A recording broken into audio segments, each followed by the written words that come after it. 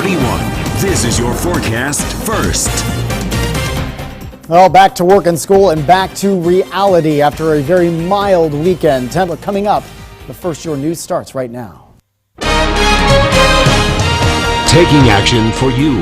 This is WMBD 31 News at 5. Americans are on a deadline. And believe it or not, Illinois teachers rank as some of the highest paid in the country. Now, those stories are still ahead, but first, the Peoria Police Department is asking for your help as it works to solve the murder of a 12-year-old boy. It's our top story tonight at 5. Police continuing to investigate after the death of DeMarcus Payne last week. They are questioning witnesses, but continue to ask the public for more information. If you have any information regarding the murder of DeMarcus Payne, you are asked to call Crime Stoppers. That number is 673-9000. A former Chicago police officer convicted of murder is now facing new charges. The charges allege that between September 2013 and December 2014, the defendant solicited an individual to carry out a murder-for-hire plot against Will County State's Attorney Jim Glasgow. Drew Peterson is accused of trying to hire a hitman to kill that prosecutor. He was arraigned today and charged with 1 count of solicitation for murder for hire and 1 count of solicitation for murder. Peterson was sentenced to 38 years in prison back in 2013 for the death of his 3rd wife. James Glasgow was the lead prosecutor. Peterson's due back in court on March 3rd. Clock is ticking to sign up for health insurance under the Affordable Care Act. And while you are getting covered, hospitals take a hit, especially when they see a high number of readmissions. WMBD's Ryan Pierce is here to tell us more. Ryan, what does this mean for patients exactly? Maria, under the Affordable Care Act, it's really the hospitals that are affected. Medicare doesn't fully reimburse hospitals if too many people are readmitted as inpatients, but through specialized care, hospitals like Unity Point Health Methodist Proctor are finding ways to heal the sick and form relationships in the process. Barbara Wyman is about as determined as they come. I have a new friend. Bonnie's been a godsend. She really has. Definitely. Support. The Advanced Care Program at Unity Point Health is about 3 years old, and DePalma says it's especially important with the addition of Affordable Health Care Act. Maria? All right, Ryan, thanks so much. The Tazewell County Health Department extending its hours this week to help you sign up for affordable health care. Counselors are ready to help anyone living in Tazewell and Woodford County. They say about 300 people have stopped by for help since mid-November to start the application process. You'll be penalized $325 come next tax season for not being covered. And when you do drop in to sign up, there are some things you should remember.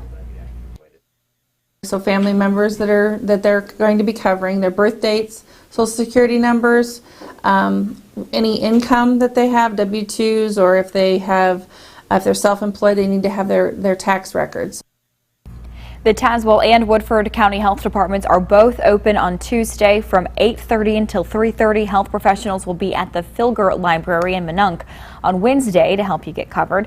The Tazewell County Health Department also open for extended hours on Thursday. Now, for all other times, visit ciproud.com. It's also crunch time for parents and students applying for financial aid. It seems daunting. It is absolutely not. It's a pretty simple process. Bradley University's Financial Assistance Director says the key to the free application for federal student aid, better known as FAFSA, is meeting deadlines which differ depending on what kind of aid you want. Sooner is always better for any resident in Illinois due to budget concerns. Many miss deadlines because they wait to get their taxes filed before tackling FAFSA, but you don't have to do that. It is desirable that you complete your taxes first and then your FAFSA second. But it is not desirable to do that if that's going to push you past a deadline. You can estimate your tax information and then go back and change it if necessary. WMBD's Hannah Hilliard will have more tips for filing your FAFSA tonight at WMBD 31 News at 6. The search is on for Bradley University's next president. The University Board of Trustees has appointed 9 of the 12 search committee members. This group will decide who will replace current president Joanne Glasser. Glasser announced her retirement late last month and she'll leave in May. Picking her replacement include federal judge and a vice president of Caterpillar. The University Senate will elect the other 3 faculty members to complete the committee. Illinois teachers, some of the highest paid in the nation, but not everyone agrees. That's according to a report from financial analysts at Wallet Hub. It ranks Illinois teachers third for highest annual salaries when adjusted to the cost of living. While it sounds like good news, some say it's not quite adding up. You're going to have thousands of dollars difference from one school district to another based around the importance they put on education and what they want to pay teachers to attract them to be competitive. The State Board of Education's numbers show the average starting salary for Illinois teachers is just over $36,000 a year. Your gas bill could be more expensive come this time next year, and as you might expect, some are not excited to see that happen. And we intend to go over every penny of Ameren's rate hike request, and we're going to challenge every penny that the company can't justify. This is really tough news for Ameren customers to get. Ameren, Illinois has filed for a $53 million natural gas rate hike. The power company says it requested the increase to cover the cost of upgrades.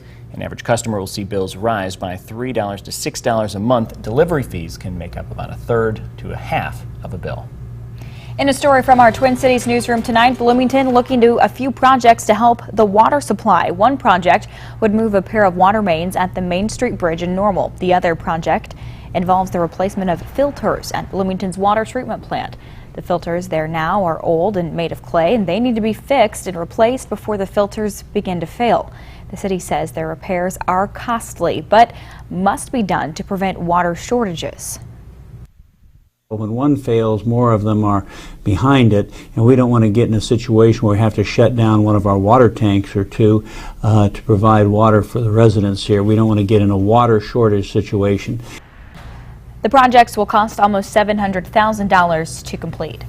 A special send-off this morning at Peoria International Airport for a 5-year-old boy from Pekin. He and his family are traveling to Orlando, Florida, thanks to Make-A-Wish. Keegan has lymphoma and has been undergoing chemotherapy for almost 3 years. He's traveling to some theme parks with his mom and grandparents for a much-needed vacation.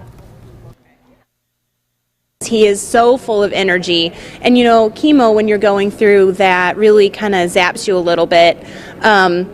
He's so excited. He's an active 5-year-old, and he's very outgoing and just cannot wait to get on that airplane. And Keegan says he's most excited to see the Marvel characters while on his trip. Still ahead, the Northeast can't seem to catch a break from the snow, how it's causing more travel troubles. But first, Marcus, what's the weather looking like locally? Well, after a very nice weekend, Paul, temperatures 40s and 50s, well above average. It's back to reality. We're fairly quiet here over the next couple of days, and I actually see a nice bump up in temperatures briefly for the middle of the week. But we're going to see some significant Arctic shots on the way. We'll let you know when those arrive coming up.